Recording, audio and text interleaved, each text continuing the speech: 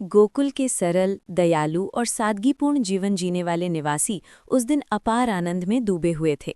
वे मुख्यतः गौपालक थे और दूध, दही, मक्खन व घी बेचकर अपनी जीविका चलाते थे।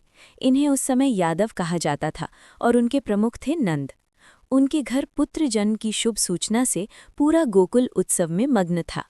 नंद के घर जन्मे इस शिशु के स्वागत में पूरे गांव को रंगोलियों और झंडियों से सजाया गया था। स्त्री पुरुष सुंदर वस्त्र पहनकर मिठाइयाँ और उपहार लेकर नंद के घर पहुंच रहे थे।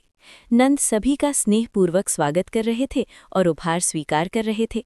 घर में उपहारों का ढेर लग गया था। यशोदा की प्रसन्नता का तो कोई पार नहीं था। वे कभी अपने पुत्र का मुख निहारती तो कभी उत्सव में आए लोगों की खुशी देखकर भाव विभोर हो जाती। गोकुल की गलियों में गीत संगीत और नृत्य का वातावरण था। ऐसा प्रतीत होता था मानो पशु भी इस उल्लास में सहभागी हों। इस शुभ अवसर पर नंद दान पुण्य कर रहे थे, जरूरतमंदों को धन, वस्त्र और अन्न बांट रहे थे तथा ब्राह्मणों को गौदान कर रहे थे। ब्राह्मण वेदों और पुराणों के मंत्रों का उच्चारण कर नवजात शिशु के मंगलमय भविष्य की कामना कर रहे थे।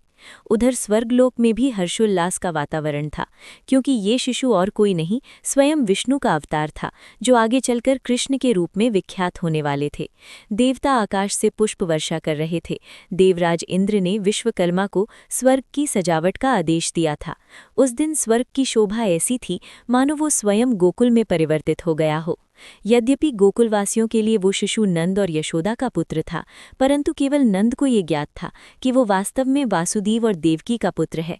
फिर भी नंद और यशोदा उसे अपने ही पुत्र की भांति अपार स्नेह दे रहे थे। गोप और गोपियां बालक को देखने के लिए उमड़ पड़े थे। कोई उसके सांवले मुख की प्रशंसा करता, कोई उसकी काली आंखों की, तो कोई उसके घुंघराले बालों की।